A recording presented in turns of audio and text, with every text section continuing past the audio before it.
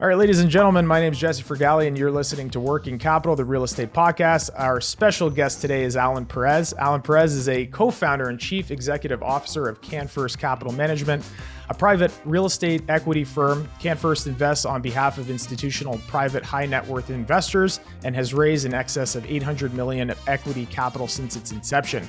Allan's real estate career encompasses over 40 years of senior executive positions with real estate organizations such as Prudential Insurance Company of America, Canderel, Dundee Realty Corporation, V&A Properties, and others. His responsibilities included acquisition, disposition, development, marketing, leasing, e-commerce, and asset management.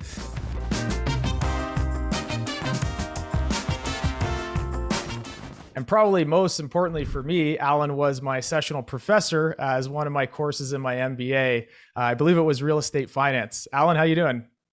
Great, Jesse. Thanks for having me here.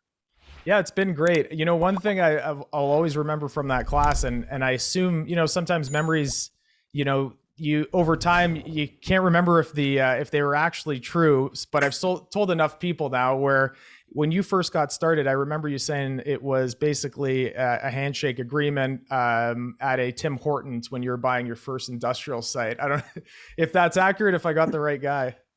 Yeah, no, it was. I mean, it was roughly 20 odd years ago when we launched the company. Both my partner and I at the time were just starting out in this new incarnation. And, working out of our living rooms and our bedrooms and getting offices set up, and got a call from a broker that we had done a lot of business with and said, there's this little building out by the airport. Not sure it's for you guys, but do you want to come have a look at it? So we went out on a rainy midweek afternoon and drove around the building, said, yeah, it looks okay. Went over to the Tim Hortons, very Canadian thing to do. Sat down in the classic back of the napkin, sat there and no Argus runs at that point. We just penciled out a few things and said, yeah, this could make sense. And so that was really the first transaction for our company. And this is back in 2002. It was a $5 million deal. We raised $3 million in debt financing, and raised another $2 million from friends and family and our savings, and off we went. So take us back a little bit from when you first got into the industry. I think it was McGill University is where your alma mater. And sure. Did you know at that time that you wanted to go into the real estate space? Was it that early on? No, I don't think so. It was an interesting time. Look, I think like all of us who went through university days, you come out and some are fortunate enough to know that they want to do this or that for the rest of their lives. And then there were people like myself who really had no idea. My father had been involved in real estate in different capacities. He had developed some residential properties in Montreal, which is where I grew up. And so I heard a little bit about it at the dinner room table, as it were. I did a finance and marketing joint major at McGill. One of the courses actually that did really stand out for me, there were two of them.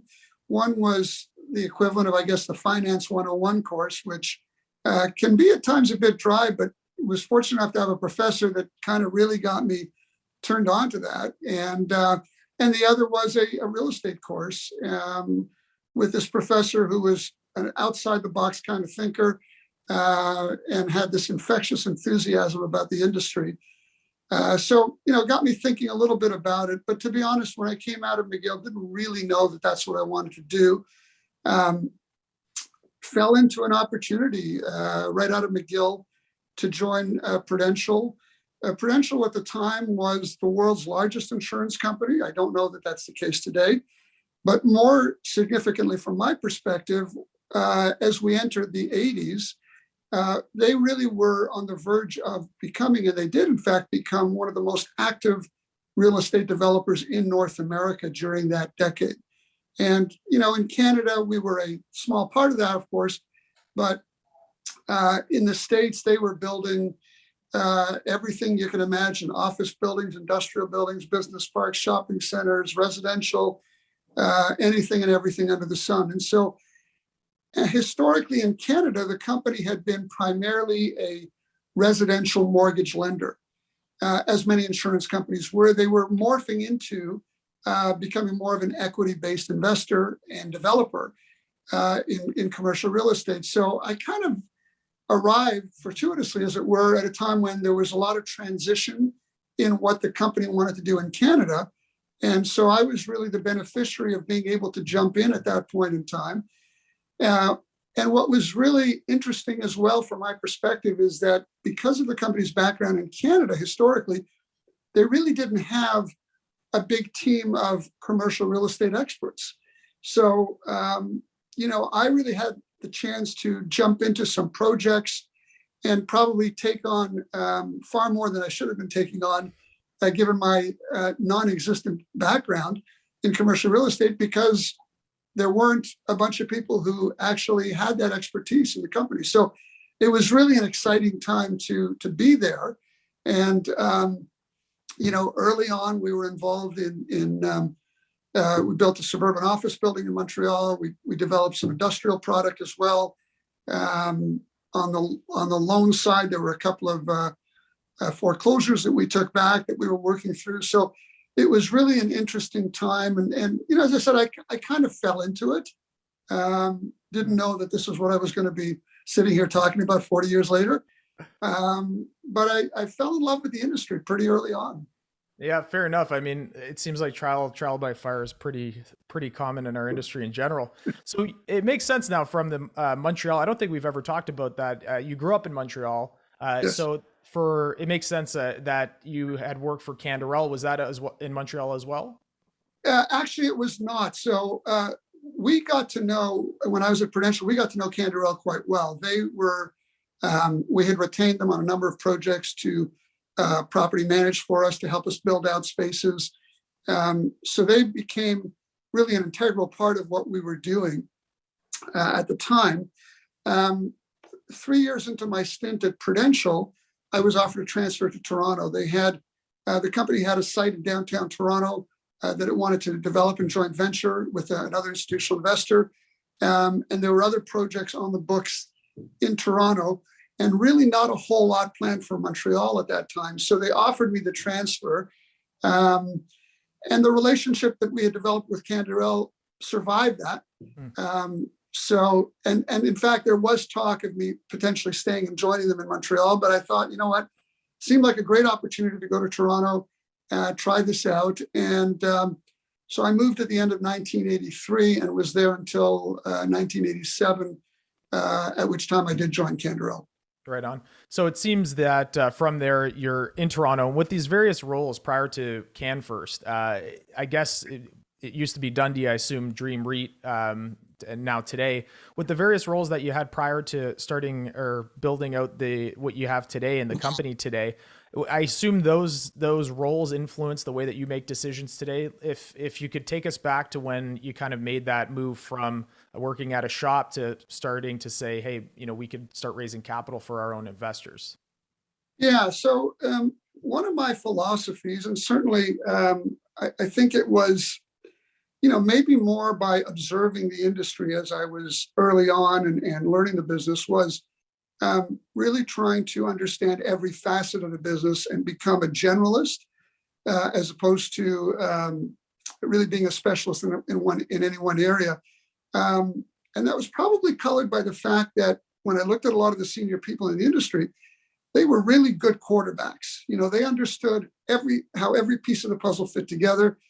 And I thought, that's pretty good. And not necessarily the best around the table at any one discipline, but certainly able to dialogue and communicate and really sort of lead projects in a certain direction. So for me, I guess it's something that maybe by osmosis sunk in. And so, in my time prior to launching CanFirst, I was able to really be involved in every facet of the commercial real estate project. And so, if you look at the resume, it was acquisitions, development, asset management, property management, leasing, financing, you name it. And so we had a company called V&A Properties in which I was a partner. Really was a sort of a boutique real estate investment and development firm. And in 1997, we sold the company to what was then Dundee Realty Corporation, which is a forerunner to Dream Office today, and became part of that organization, which was in its very, very early stages. So it was actually quite an interesting and exciting time to be part of that. And spent 4 years there, and again, learned a lot. The company was growing in leaps and bounds. And I think for me, it was, I was just moving into my early 40s as the new millennium began. And I think I was at that philosophic fork in the road where I had to decide, do I keep going on this path, which I'm sure would have turned out wonderfully well, and the company, obviously, Dream, has done fabulously well, or do I go out and try it on my own and see if I can make that work, right? And so, and it really was, it really was a conversation with my now partner, who was also at Dream at the time with me. And we just got to chatting one day about what we both like to do going forward. And it sounded similar. And it really was about being able to focus on the parts of the industry that we most like, which was really raising capital, managing that capital and deploying the capital. And all the way through that, of course, being able to be actively involved in the deal flow, because I think for most of us, or many of us in this industry, we've all got a bit of that deal junkie in us.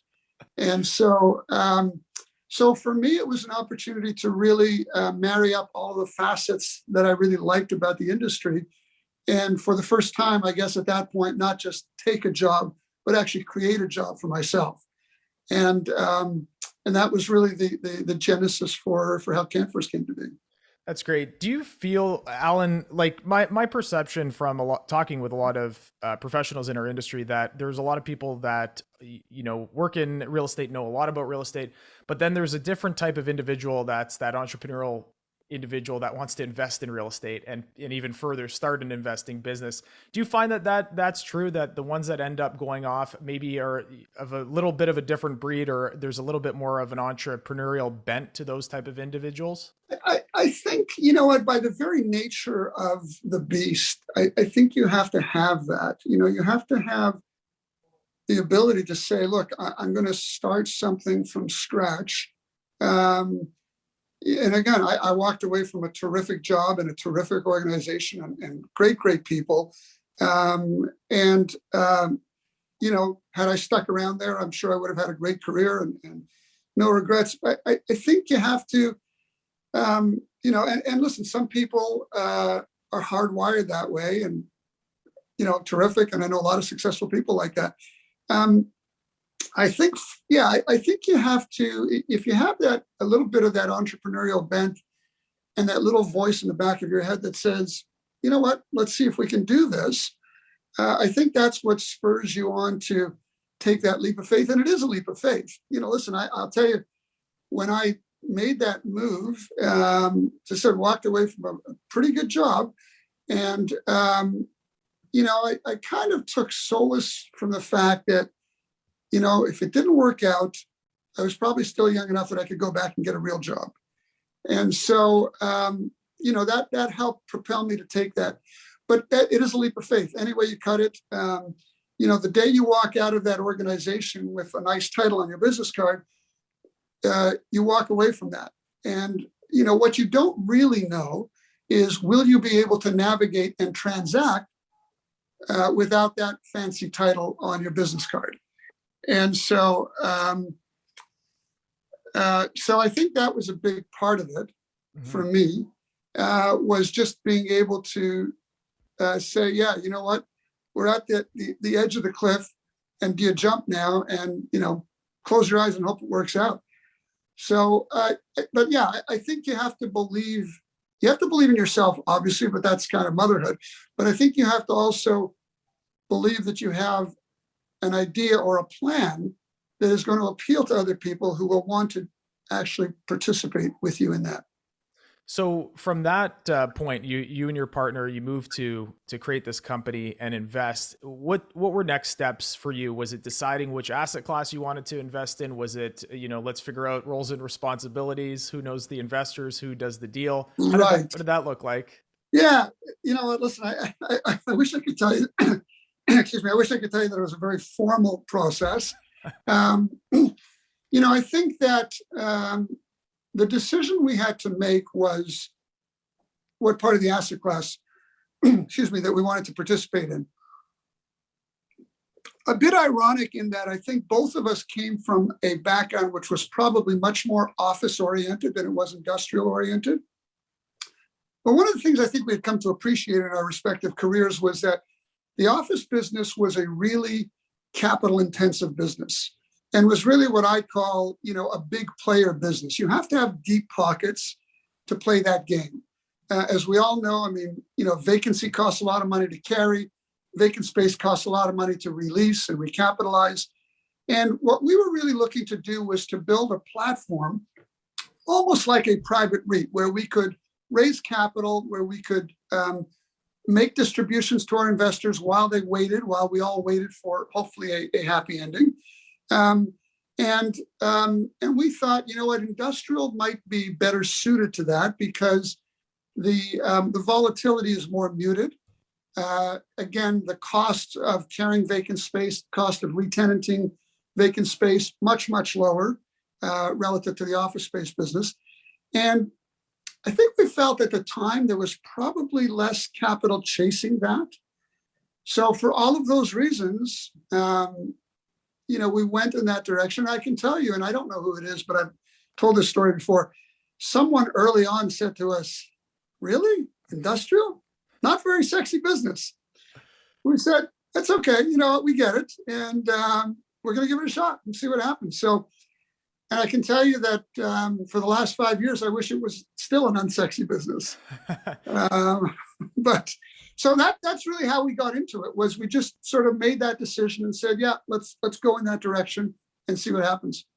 So at the point where, you identify or you start to identify properties that you're looking at, you mentioned kind of a small version of a public REIT. So the way that you structured these deals, was it a private placement style, limited partnership, general partnership structure when you first started out? Yeah. So our first deal, so the deal that we talked about earlier on, the Tim Hortons deal, was just a one-off syndication. And at the time, I think our aspirations were to really build a syndication business and go out and find a deal and do the deal, find another one, and on and on and on. We did that deal. And while we were doing that deal, we started a conversation with the head of a merchant bank with whom we had a relationship, knew us in our previous lives and vice versa. And said to us, "What are you guys up to?" And we told him and said, "Sounds interesting. Why don't you come in and we'll meet and we'll chat about what you're doing." And what happened, the next step was really, quite fortuitous for us. And that was that they liked our business plan. And their take on it basically was, "Tell you what, we're going to take you out of the money raising business for the next few years. We're going to give you money and we'll commit capital to you." They brought along actually another institutional investor that they had done work with. And, basically that was the origins of our first fund, which we launched in late 2002. And alongside their commitment, we also went to our private investors and said, "It looks like we're doing this. Do you want to be part of that?" So the institutional investors effectively put up about, I think, $35 million.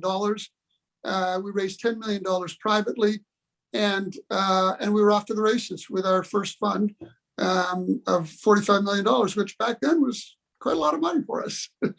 So, that was really the beginning of us getting into the fund business. And yes, so everything was done via offering memorandum, and these were all limited partnerships that were set up, and we were off to the races. So Allan, for For those that aren't as familiar with the fund model and how it works, I mean, the syndication is fairly simple to understand. It's typically close ended. You're doing an asset specific raise oftentimes.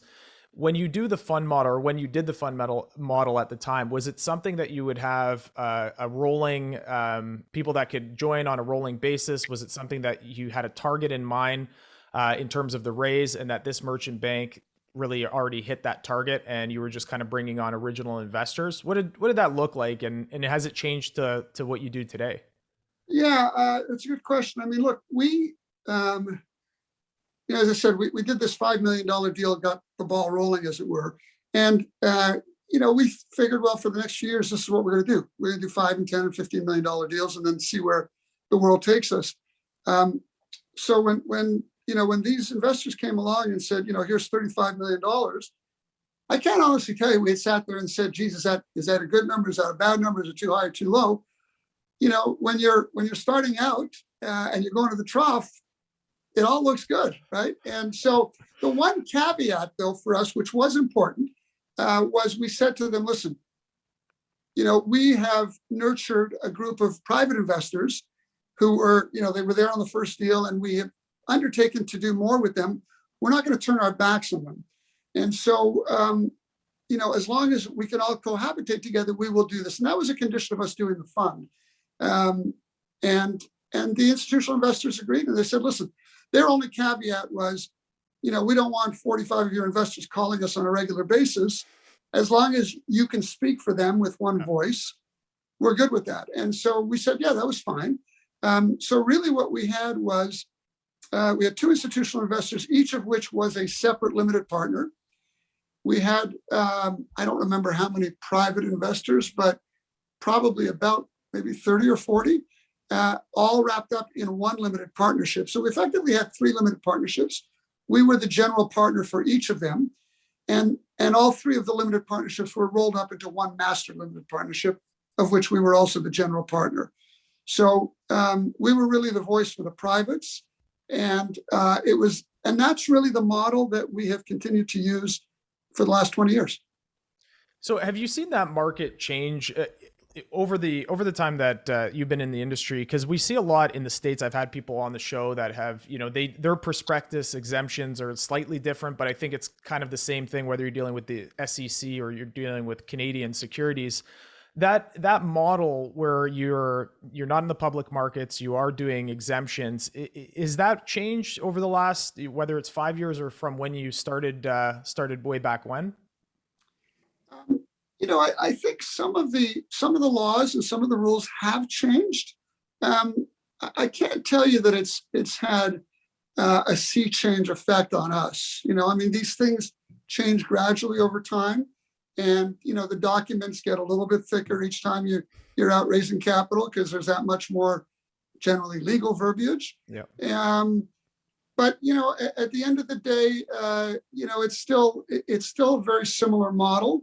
And again, we go the offering memorandum route versus a prospectus route, the latter of which involves the OSC, much more stringent in terms of documentation requirements, what you can say, what you can't say, involves more in the way of forecasts, all of which, of course, have to be audited. So it's a different kind of game when you're playing in that arena. We have managed over the years to just continue running, our model the way we started out 20 years ago. Mm-hmm. And when you continue to go down that route, are you technically exempt market dealers at that point, or are you guys? Is that you're not getting involved in those type of securities at that point? No, we're not. We're not getting involved in those types of issues.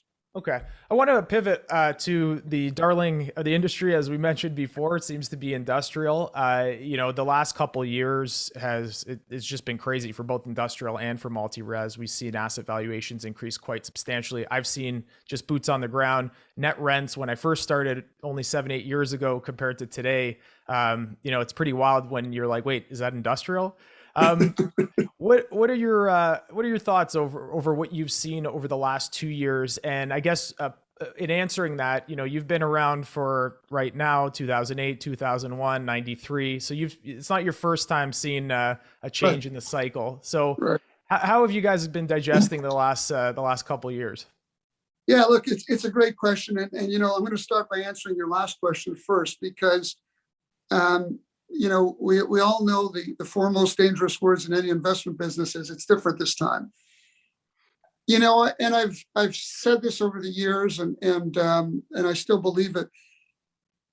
Any investment business in the world is cyclical. Peaks to troughs change, cycles change. They look different, they feel different, but at the end of the day, they're still cyclical. Because if they weren't, everyone would pile in, and we'd all make a ton of money doing that. So, but the issue really is that this cycle that we've been in, you talked about 93, talked about 2008 and 2009. And, 2008, 2009 wasn't even cataclysmic in Canada, right? I mean, it was a global financial crisis. The real impact up in Canada was debt markets seized up. And without debt markets, there was virtually no transactional activity during that period of time.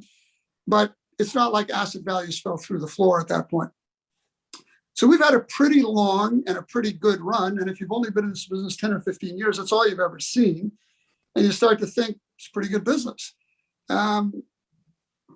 It is still cyclical. And things will go up and things will go down. Look, we are clearly in uncharted waters. In the industrial sector, e-commerce has been a huge driver. That was ramping up nicely up until 2020 and then absolutely exploded at that point. And I read somewhere that in 2020, we had the equivalent of e-commerce growth, which was equal to the last 10 years of growth in the e-commerce sector. So clearly supply chains, as we continue to see it today, were not set up for this. They were not ready for this. And the great benefactors of all of that was really the industrial market, or the great benefactor was. And that market wasn't ready for it, and still is not ready for it because we keep falling behind in terms of supply and demand. We're not building space nearly quickly enough. Rents seem to go up weekly, monthly. And this is now classic supply demand that we're seeing, right? I mean, people say, well, how high are rents going to go? And I don't have that kind of crystal ball. But when you look at the intersection of the supply and demand curve, it keeps suggesting higher and higher rents until something changes, until supply catches up, until demand cools down. The growth in e-commerce is not going to continue at the pace that we've seen in the last 2 years. People are going to start going back to stores and actually walking in and walking out with something as opposed to ordering it from home in their pajamas at 11 o'clock at night. So look, I've never seen this, and I don't think anyone in our business has ever seen this. And the fundamentals have never been better, but it will change. The thing about the industry that I think is somewhat comforting about that last statement is I don't think it will change overnight. In our business, as opposed to, say, the office building business, it's easy to turn off the supply tap fairly quickly, right? It takes 6 to 9 months or 12 months if you're building an Amazon multi-story facility to build a building. And so I think if supply were to get too far ahead of demand, that tap would get shut off and mitigate, any serious imbalances. But look, the truth is, if you look at, this country, we have, 1.5, 1.6 billion square feet of industrial space across the country. Vacancy rate today is somewhere between 1% to 2%. Equilibrium is generally considered to be around 5%. So we are a long way from equilibrium right now. And so I think there's still some, there's runway for sure. But if you're a user, it's a tough time out there right now because there's nowhere to go, and you don't have a lot of leverage with your landlord. Yeah, fair enough. In terms of like one thing for us, just trying to understand this, where it's kind of a somewhat of a natural disaster, not a pure recession as we've seen in the past. And I'm still trying to understand from just in brokerage and in investment how we are, forecasting the next year, the next 2 years, where the question of whether you're going to have more inflation, what the interest rate environment's going to be like.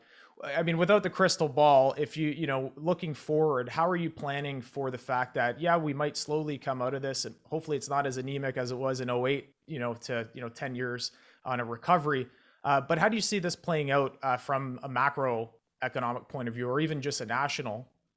Yeah, look, I think that, you know, our markets are fairly efficient. And so, you have the demand drivers on one side and short of a major economic recession, which I don't really see coming anytime soon, I think you're going to have, demand is going to, continue to move along at a reasonable clip. I think it will really be incumbent on the development community, and in many cases with the assistance of municipalities across this country, to be able to get more product to the market. There's no shortage. There are no shortage of sites. There are no shortage of developers. There's no shortage of capital for that. But it takes time. And there is a lag there for sure. And I think that, I think for the foreseeable future, that's going to be the challenge. But I do think that, over the next 3 to 5 years, I think you'll see probably a more normalized environment, which, probably a little bit unhealthy right now, what we're seeing. I mean, you talk about, how you sort of deal with that going forward. Look, as an investor, when you're looking at cap rates dropping on a regular basis, you have to scratch your head and say, well, I don't want to be caught without a chair when the music stops. And again, I've seen this movie before, and I still got the scars, certainly from the late 80s, early 90s, which was, as I say to younger people like yourself, wasn't a recession. It was really a depression in real estate, the likes of which we've never seen before. I don't see that happening now for a whole bunch of reasons, not the least of which is I think that the world is a different place today. And I think many in the real estate community are probably more conservative in their approach to development, to debt, and to pricing expectations than maybe what we saw in the late 80s, early 90s.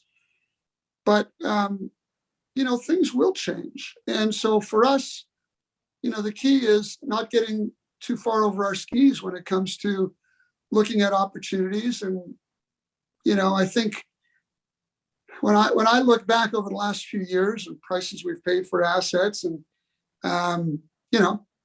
what looked like a ridiculously stupid price 2 years ago now looks like a steal. Yeah. Are we going to be saying the same thing 2 years from now? Don't know. Yeah, the old I should have bought 5 of those. Exactly. In terms of the actual trends of where you see industrial going, I'd love to get your thoughts on some of the where you see tenants and what the wants are today that might be different from 5 or 10 years ago. But just in general, a question comes on this idea that because you said before, the supply and demand issue, where we are looking for more development, we're looking for fewer and fewer sites or buildings. Do you buy into this idea that we're going to see more repurposing or rezoning of existing sites, from whether it's retail to industrial, office, to industrial, or even hoteling to apartment units? Like, do you think we're going to see that, or is that more of kind of a something you read in the news, but the practicality might not be there? No, I think that's real, and I think it's true, and it goes back to what you see in the appraisal reports, which is what is the asset worth on a highest and best use basis. And what was highest and best use 10, 15, 20 years ago for a site might not be the same today. Look, when you look at suburban office space as an example, there's lots of it out there, certainly in the GTA. I think last time I checked, vacancy rates were in the teens. You have the whole trend of people not going back to their offices so quickly. Maybe now they will, but I think many are going to probably adopt some type of a hybrid approach to working going forward. And so and so you have that as part of the backdrop, or it might be an outdated retail property. And then on the other side of that, you have industrial rents that have slowly been creeping up, where up until, I don't know, 5 years ago, they had bounced around in a very narrow range for the preceding 20 years. And all of a sudden, everything changed. We've got a project just like that as an example in Meadowvale right now. We acquired this site last year. It had some older 2-story walk-up office buildings. They were 70-odd% leased, but likely not huge demand for that product going forward. And we really looked at it on the basis of land value and what we thought would make for a terrific industrial site off a major artery, close to the 401, close to the airport.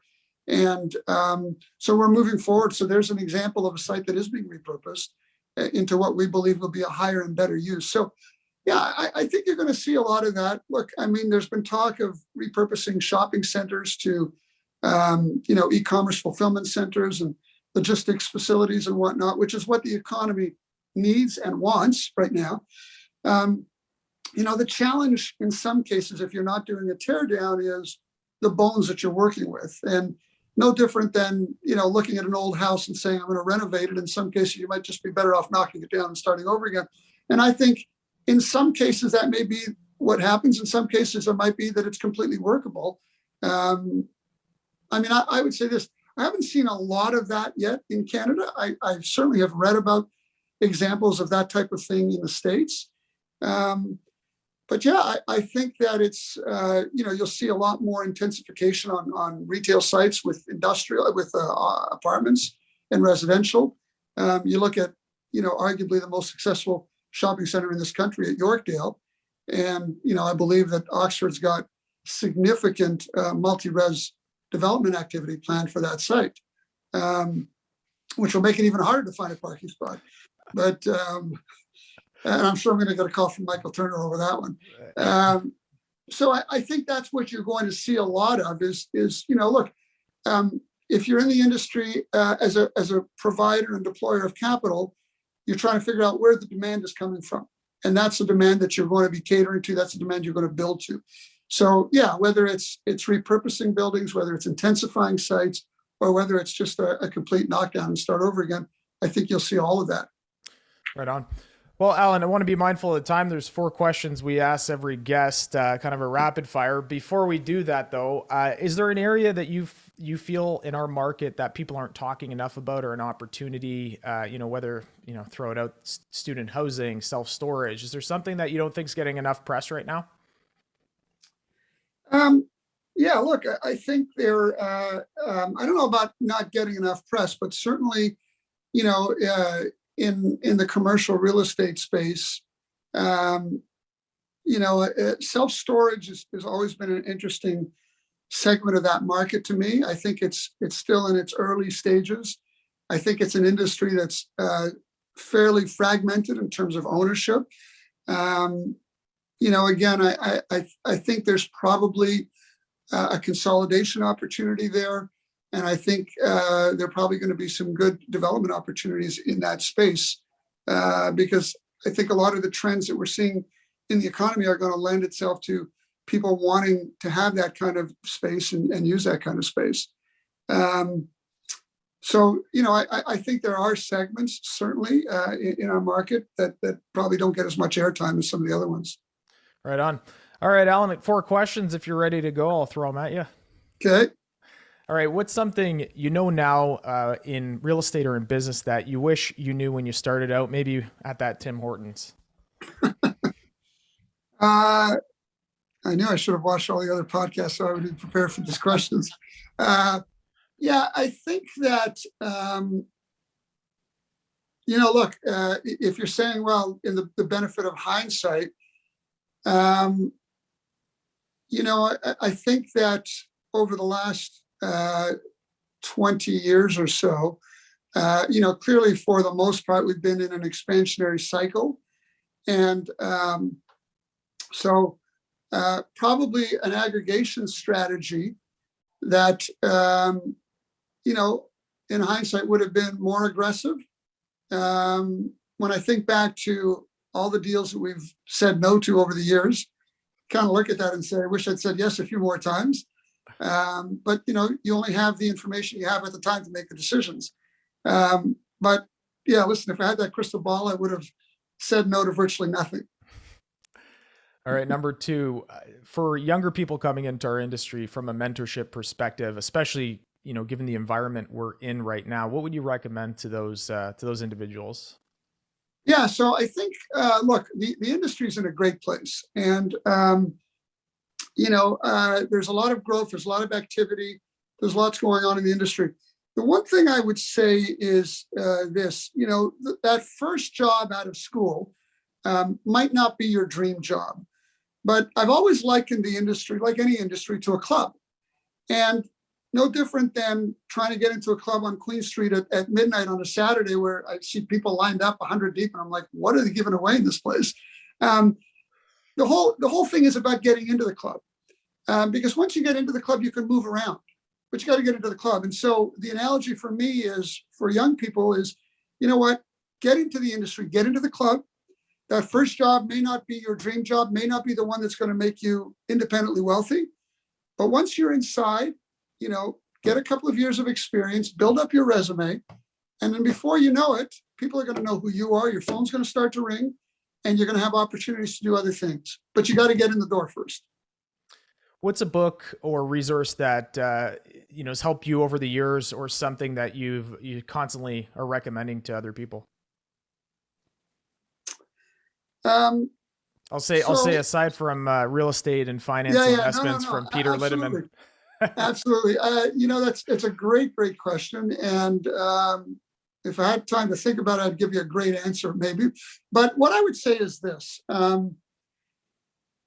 it constantly amazes me when you read, and I do read a lot of business books. I mean, I read a lot of different kinds of books, but sticking to the business theme for a moment, one of my favorites was The Big Short. And when you read books like that, which to me almost read like fiction, because you sit there and say, how is this possible? How could people have done this? And I think, to me, the takeaway there is, we're in business. We're all out there trying to make a living. And I think doing the right thing, doing the ethical thing in the long run is always, I think, going to work out. But I think it's also important to realize that there are a lot of bad actors out there, and you can never just assume that people will do the right thing, because often greed gets in the way. Fair enough. All right, here's the real tough question. First car, make and model. Well, that's very funny you should ask that question, because we were actually talking about it yesterday. And it was, I'm trying to think of what context it came up in. It was, I think I was chatting with one of my kids about this. So my first car was, back then it was a Datsun, which I guess now is Nissan. Yeah. It was a B210. And it was a sporty-ish kind of car. It was not super expensive. I was just out of university.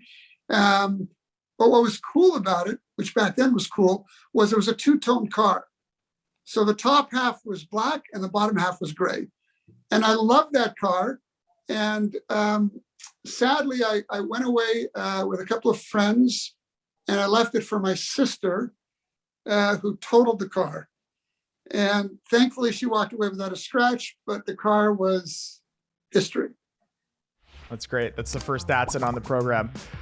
All right. Well, ladies and gentlemen, my guest today has been Allan Perez. Allan, thanks for being part of Working.